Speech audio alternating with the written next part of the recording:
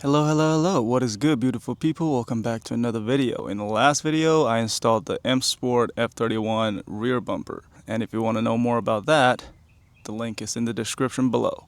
Today, we are working on the rear overfender. I bought this rear overfender in the beginning of this year. Just haven't had time to install it. I actually finished cutting the rear quarter panel on the passenger side already. It's like that. It's not completely finished just yet, but you get the idea. I've done plenty of overfender installation on my 36, on my Mustang. Yeah. Now this video is not going to be a 100% tutorial. I've done it so many times. If you guys really want to learn how to do it, I'm gonna put the links in the description below. But today I'm just gonna show you guys how I do things my way. Also, I'm trying something new. Some people prefer to weld the quarter panel shut. Somebody probably use RTV. I've used RTV before.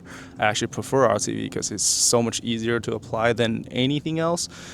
But since this is a wagon, this is a daily, I still want the rear quarter panel to have some sort of rigidity. It's not like my E36 or my Mustang where I don't really have to give a fuck. Yeah, I still want this to be pretty rigid. I probably should use a panel bond, but we'll see. If the JBL doesn't work well, I'm just gonna switch over to panel bond. It's just an experiment. I'm just doing this for fun, you know what I mean? Let's get it.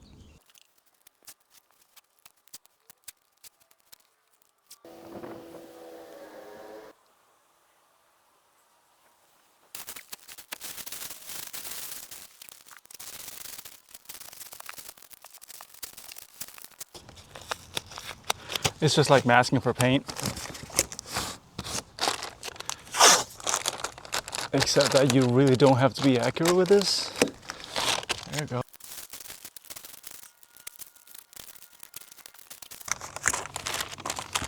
That's pretty much it. That way, the spark is not gonna do too much damage to the paint.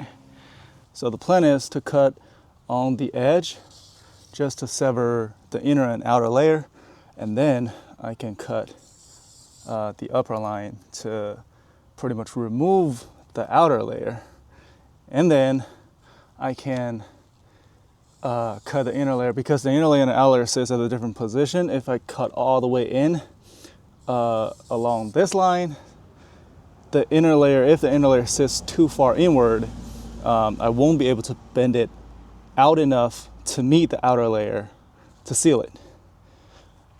Does that make sense? Anyways, yeah, well, that's the plan.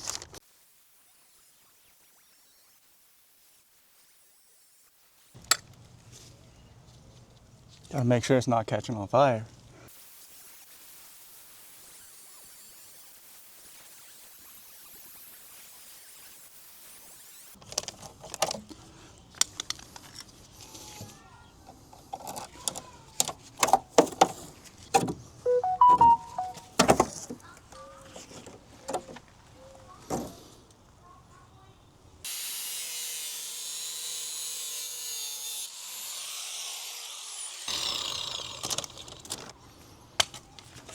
Now, so this is what I meant by cutting the outer layer. See, the inner layer is still very much intact. And see how much debris this thing caught? Yeah, definitely protect your paint as much as you can. All right, later on I am going to cut this all the way down, since this area is, I think this is literally where the inner and outer layer meets. And then I can just work my way up. Very simple, very easy job. Just a little time consuming, but all you gotta do is be patient.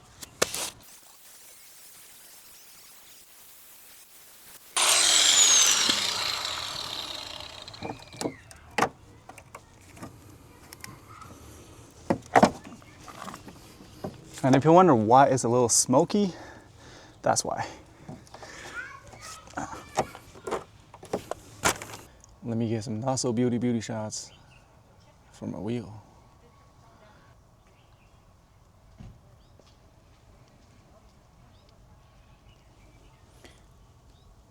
You can see the sand and dirt from sitting too long. But it's still beautiful.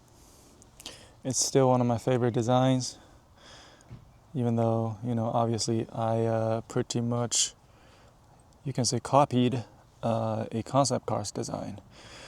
Yep. I wish they made those wheels in real life so I didn't have to go through all of the work to recreate it, but here I am. If you want to order a set of these, just hit me up. They're fully custom, fully forged. You can get it done in any size, any pattern, any color and finish. For myself, I just went with this brushed aluminum finish just for a cleaner look. The brush works better with the spoke design, you know. But for my next set, I'm gonna go with the satin gold. Make sure you're tuning in for that. All right, to remove the wheel liner, grab yourself a 10mm, zap all of these plastic nuts off. Yep, there should be 7 of them, but there are only 6 on my car. And then there are 2 8mm screws towards the back. And over here, you're supposed to use this trim tool to remove 2 of these, but again, there's only 1 on my car. I take that back. There are supposed to be 8 of these on a car, but I only have 7.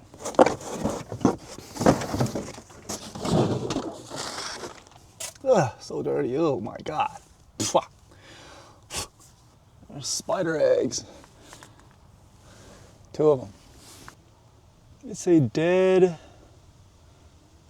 cricket. Interesting.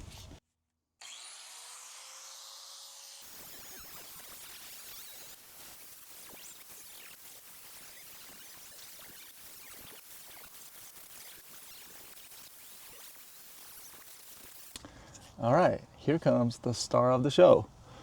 There are many reasons for me to choose this. I'm not gonna explain everything to you guys because really you can do whatever you want. You can really use whatever you want. You can weld it, you can JB weld it, you can panel bond it if you have enough gap in between 2 panels. You can also just RCV it. On the other side, I literally just JB welded it once it's dried, and then I RCV'd over JB weld just to make sure everything is completely sealed. So yeah.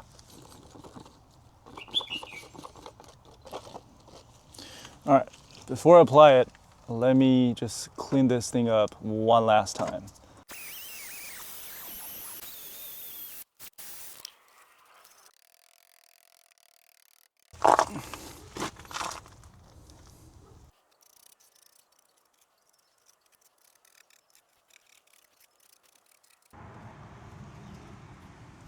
All right, now I've applied, I think, enough amount of JB Weld.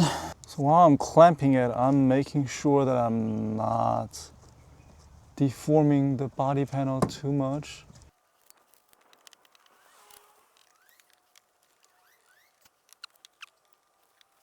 A few moments later. Just a little alcohol, clean up the surface a little bit. I sort of made a mess when I was applying the JB Weld, but it'll be covered by the overfender, so I don't worry too much about that. Also, I hate how some people cut their quarter panel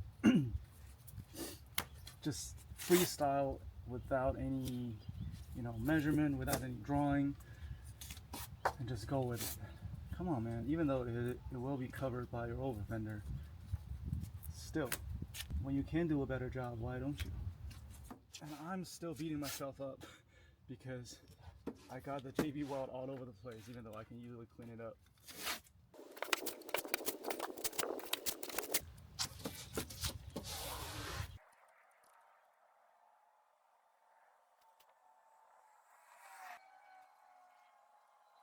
All right, I think I've sealed all of the gaps.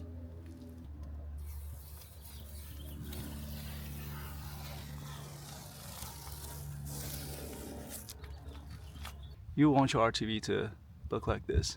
It's thick enough, it's covering all of the gaps and some more.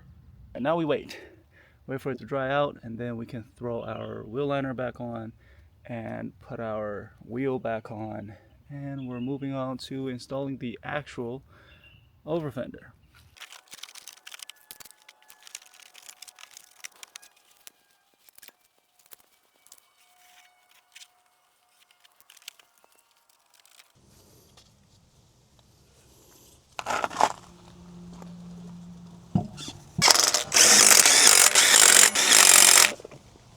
Here. All right. Back on the floor. Oh yeah.